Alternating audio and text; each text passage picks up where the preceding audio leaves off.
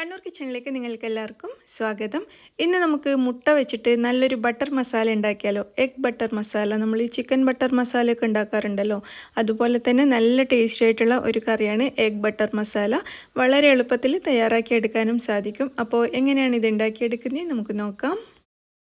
Egg butter masala ഉണ്ടാക്കാനായിട്ട് ഒരു പാനിലോട്ട് 2 table spoon butter ചേർത്തിട്ട് ഒന്ന് മെൽറ്റ് ചെയ്തെടുക്കാം.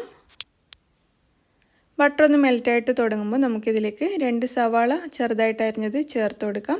വലിയ സവാളയാണെങ്കിൽ അല്ലെങ്കിൽ ഒരു 1.5 മതിയാവും. ഞാനിപ്പോൾ ഒരു മീഡിയം സൈസിലുള്ള 2 സവാളയാണ് എടുത്തിരിക്കുന്നത്. അപ്പോൾ സവാള നല്ല സോഫ്റ്റായിട്ട് മാറുന്നത് വരെ ഒന്ന് വഴറ്റിയെടുക്കുക. ഇപ്പോൾ കണ്ടില്ലേ, സവാള നല്ല സോഫ്റ്റായി മാറിയിട്ടുണ്ട്. ഈ സമയത്ത് നമുക്കിതിലേക്ക് 1 ടീസ്പൂൺ മുളക് പൊടി, ഒരു 1/4 ടീസ്പൂണിലും കുറവായിട്ട് ഗരം മസാലപ്പൊടി കുറച്ച് മതി കേട്ടോ. അതുപോലെ ഒരു 2 നുള്ളി ചെറിയ ജീരകം പൊടിച്ചത്, ഇത്രയും ചേർത്തിട്ട് ഒന്ന് വഴറ്റാം. ഒരു 30-40 സെക്കൻഡ്സ് വരെ ഇതുപോലെ ഒന്ന് ഇളക്കി കൊടുത്താൽ മതി പൊടികൾ ചേർത്തിട്ട്. അതിനുശേഷം നമുക്കിതിലേക്ക് 1/2 ടേബിൾ സ്പൂൺ ഇഞ്ചി വെളുത്തുള്ളി പേസ്റ്റ് ചേർക്കാം.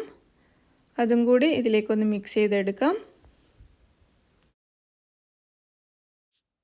ഇനി നമുക്കിതിലേക്ക് 2 തക്കാളി അരിഞ്ഞത് ചേർക്കാം. പിന്നെ കുറച്ച് ഉപ്പ്, ഏകദേശം ഒരു 1/4 ടീസ്പൂൺ ഉപ്പ് ഞാൻ ചേർത്തിട്ടുണ്ട്. ഉപ്പും തക്കാളിയും കൂടി ചേർത്തിട്ട് നന്നായിട്ടൊന്ന് മിക്സ് ചെയ്യാം. അതിനുശേഷം നമുക്കിതിലേക്ക് ഒരു 12 കശുവണ്ടി ചേർക്കാം. അപ്പോൾ നിങ്ങൾക്ക് ഇത്രയും തിക്കായിട്ടുള്ള ഗ്രേവി വേണ്ടാന്നുണ്ടെങ്കിൽ കശുവണ്ടിയുടെ എണ്ണം കുറക്കാട്ടോ, ഒരു 5-6 എണ്ണം ചേർത്താലും മതി. ഞാൻ ഒരു 12 കശുവണ്ടി ചേർത്തിട്ടുണ്ട്. അപ്പോൾ നല്ല ക്രീമി ആയിരിക്കും, നല്ല തിക്കായിരിക്കും കറി. അപ്പോൾ അതിനുശേഷം ഞാനിത് അടച്ച് വെച്ചിട്ട് ചെറിയ തീയിൽ ഒരു 10 മിനിറ്റ് വേവിച്ചെടുക്കുകയാണ്.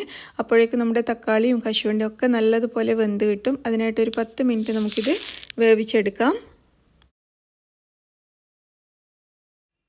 10 മിനിറ്റിന് ശേഷം നമുക്കിത് തുറന്ന് നോക്കാം. അപ്പോൾ നമ്മൾ ഇതിൽ ചേർത്തിരിക്കുന്ന എല്ലാ സാധനങ്ങളും നല്ലതുപോലെ വെന്ത് വന്നിട്ടുണ്ട്.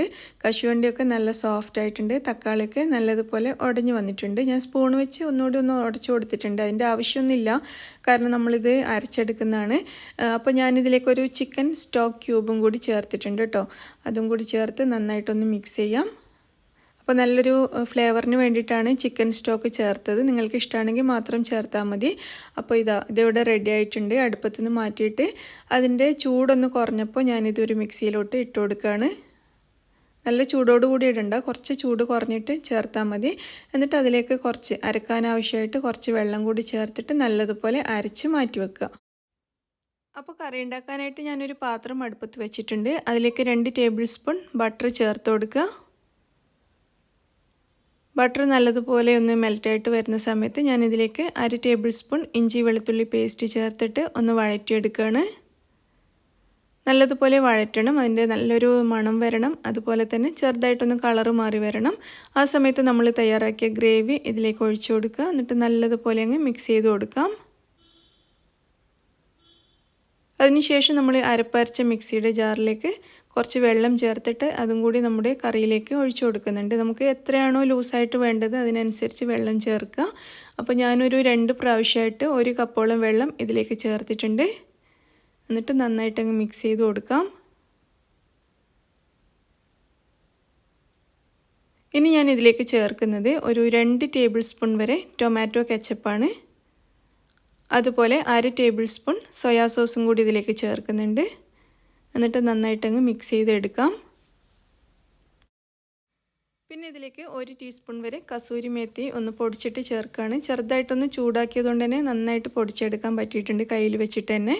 അപ്പോൾ 1 ടീസ്പൂൺ വരെ മതിയാവും. അത് ചേർത്തിട്ടൊന്ന് മിക്സ് ചെയ്യാം. എന്നിട്ട് നമ്മുടെ കറി തിളച്ചു തുടങ്ങുന്ന സമയത്ത് ഇതിലേക്ക് മുട്ട ചേർക്കുക.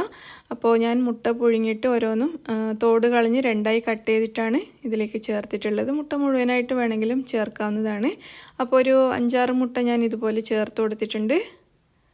അപ്പോൾ മുട്ട ചേർത്തിട്ട് ഒന്ന് മിക്സ് ചെയ്തെടുത്തിട്ടുണ്ട്. ഇനി ഇതിലേക്ക് 1/4 കപ്പ് ഫ്രഷ് ക്രീം ചേർത്ത് കൊടുക്കുക. ഫ്രഷ് ക്രീം അഥവാ നിങ്ങളുടെ കയ്യിലില്ലെങ്കിൽ നല്ല തിക്കായിട്ടുള്ള കുറച്ച് തേങ്ങാപ്പാൽ ചേർത്താലും ടേസ്റ്റാണ് കേട്ടോ. പിന്നെ ഞാൻ 1 ടീസ്പൂൺ പഞ്ചസാരയും കൂടി ഇതിലേക്ക് ചേർത്തിട്ടുണ്ട്. ചെറിയൊരു മധുരം ഉണ്ടാകുന്നത് നല്ലതാണ്, നല്ല ടേസ്റ്റാണ് ഇതിന്. അപ്പോൾ മധുരം നിങ്ങൾക്ക് വേണ്ടാന്നുണ്ടെങ്കിൽ പഞ്ചസാര ഒഴിവാക്കാം. അപ്പോൾ പഞ്ചസാരയും ക്രീമും ഒക്കെ ചേർത്ത് നന്നായിട്ട് മിക്സ് ചെയ്തിട്ടുണ്ട്. മുകളിൽ കുറച്ച് മല്ലിയില കൂടി ഇട്ട് കൊടുക്കാം. അപ്പോൾ ഇത് നമ്മുടെ അടിപൊളി എഗ് ബട്ടർ മസാല റെഡി ആയിട്ടുണ്ട്. ഇത് നമുക്ക് റൊട്ടിയുടെയും എന്ത് തരം റൊട്ടിയുടെ കൂടെയും ഫ്രൈഡ് റൈസിൻ്റെ കൂടെ ഒക്കെ നല്ല ടേസ്റ്റാണ്. അപ്പോൾ മുകളിൽ ഞാൻ കുറച്ച് ക്രീമും കൂടി ബാക്കിയുള്ളത് അങ്ങനെ ഒഴിച്ചതാണ് കേട്ടോ, വേറൊന്നുമല്ല, ക്രീം തന്നെയാണ്. അപ്പോൾ ഇതെല്ലാവരും ട്രൈ ചെയ്ത് നോക്കുക. നല്ല അടിപൊളിയായിട്ടുള്ള ഒരു മുട്ടക്കറിയാണ്, നമ്മുടെ മുട്ട ബട്ടർ മസാല. അപ്പോൾ എല്ലാവർക്കും വീഡിയോ ഇഷ്ടമായി എന്ന് വിചാരിക്കുന്നു. താങ്ക്